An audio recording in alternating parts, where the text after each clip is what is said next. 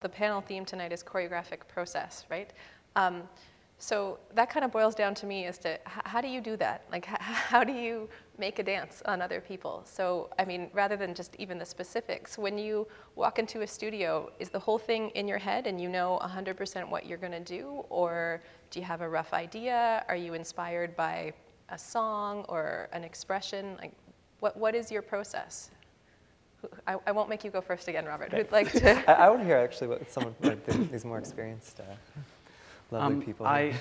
For me, it's very specific. I've had so many different. I've worked with actors. I've choreographed for actors who have virtually no dance experience. I've choreographed for musical theater dancers who are kind of acrobats and have a lot other kinds of skills, but not necessarily classical ballet skills. And then now, most recently, on more classical dancers. So it really depends who I'm working with, number one. I can't, suddenly ask an actor to produce a triple pirouette or something. It's just not going to happen, and I'm going to get too frustrated. So I think, to me, it's very collaborative from the beginning. And even this most recent work I did in San Francisco last year, I had worked it out ahead of time what I would do, which parts were going to be improv, which parts I would choreograph. And when I got in the room, I realized that someone whose kind of essence was perfect for a certain role, even though I had planned their entire solo to be improv, they weren't so talented at improvisation. And I only had 2 weeks to set the whole piece, and so I couldn't really spend 2 weeks teaching them how to improvise. I would have no time left to choreograph. So I ended up just choreographing her entire solo. So for me, I have to have something in my head to start with, whether it's the music or even choreographing a solo, for example. I like to see what the dancers bring also. I know a lot of choreographers start and they know exactly what they want from the beginning to the end of the whole phrase or the solo or the duet, whatever it is. But to me, there's something, I think it was through my experience mostly with William Forsythe and working with that kind of collaboration on that level was, I realized how valuable each dancer's input was. And so I like to, however young the people I'm working with are, I like to let them say, well, it feels easier, more, organic for me to turn this way after that step. So I was like, okay, well, let's turn that. I like to let them sort of give their ideas as well. And then they own the material in the end in a different kind of way. So it's, I don't know if I answered your question. No, you definitely answered the question. But I guess actually before we go on, you're the choreographer here who works the most with improv. So can you maybe just fill us in a little bit on how you incorporate improvisation within your choreography? It's a difficult thing to try and maneuver yourself around, because ideally you want it to be somewhat seamless so you can't in the end tell what's choreography and what's improv. And that's always quite challenging to accomplish. But I mean, the improvisation that I teach here at the school, and that I've been to Hamburg and to San Francisco to teach at some of our partner schools as well, is the William Forsythe technologies that's based really on analytical principles, mathematical principles, and less sort of emotional and spiritual. There's as many different ways to improvise as there are people that approach improvisation. Everyone will bring to it what they bring, but what I teach specifically is based on those kinds of systems. So there's always a task that each dancer has to somehow be striving toward as they're creating the movement. And it's just, to me, I use the music for the structure. And the whole thing is mapped out musically, either with counts of eights or sections, phrases of music. And I will give specific direction to the dancers about the quality of the improv, even if it's not just, free-for-all going around the stage. You have to stay focused in this one area and make your movement very minimal, or you should be an expansive kind of energy that incorporates as much space as possible. There's always needs to be a really clear directive for it to be effective. So does that mean that, in theory, when your piece is performed, it would be different each night because there are Absolutely. sections that, so that's gotta... That's the challenge too. When dancers, especially young dancers, are improvising, they tend to want to choreograph their improv, which defeats the whole Yeah, purpose. we do. Yeah, it's true. It's true. It's scary. It is. Going on stage, but it's wonderful, but it's terrifying. Terrifying. Improving on stage, yeah. So Laurence, maybe you can talk a bit about your process. My process. Well, I think my process pretty much have changed with almost every piece.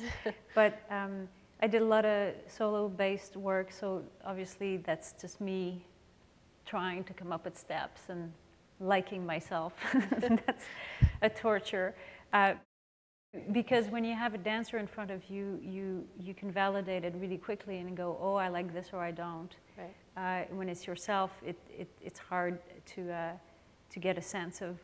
I mean, it's more interesting for me because I find it really comes from deeper inside. But I've had processes where I improvise in front of camera and then give the in those days it was a cassette, you know, those big things.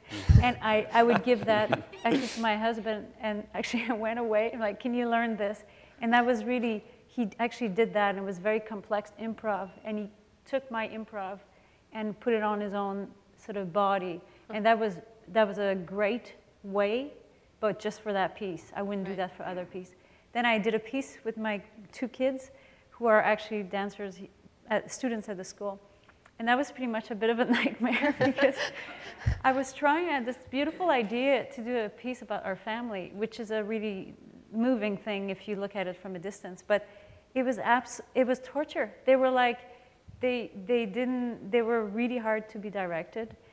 They just wanted breaks, like every 15 minutes. Can we have a candy? This is really boring. They were like, they were the worst, but the best. You know, they were so wonderful in it, and they remain children in it. I was trying not to make them too like circus kids and be perfect, make them be themselves. But that process was, I mean, it was the hardest thing I've ever done. And I thought, okay, I will never do that again because they were little and that was why I did it.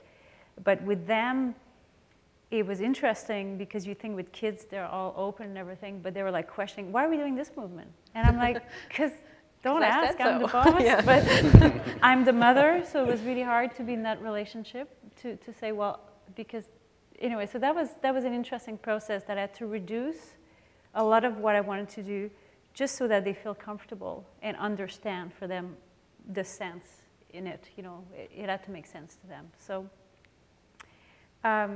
and lately, I've just started a new piece, and I'm full of steps and no more improv. So I don't know why that's happening. It's kind of great. I've been working very quickly. So I think at every stage of your life, and I know some of you are younger, it really changes, and it changes. It depends on the situation you're with, and also the kind of dancers that you have. Like I've done stuff for opera singers, and so you know, you have to respond to the room, and you also have to find the dancers that you can grab on and that they understand what you're trying to do. So it's a social process as well. Sure. Yeah. Rob, do you want to talk about your process of it? Sure. I obviously haven't had as much experience, but Come on. I always start with the piece of music. Even if I try to start with an idea and find something to match it, I always end up having to throw it out because I really need a piece of music that just grabs me from the beginning. So essentially, once I find something I love and I know I can use it when I just sort of start seeing either images or a little step, or it makes me think of a dancer I can work with, I just listen to it on loop until I know it inside out. And then sometimes I'll pick a piece of music that's sort of easy for me to choreograph to. It just comes like that. Sometimes I'll pick something I love, but it's a bit of a challenge. But if I have dancers I trust, I know I can sort of take that risk.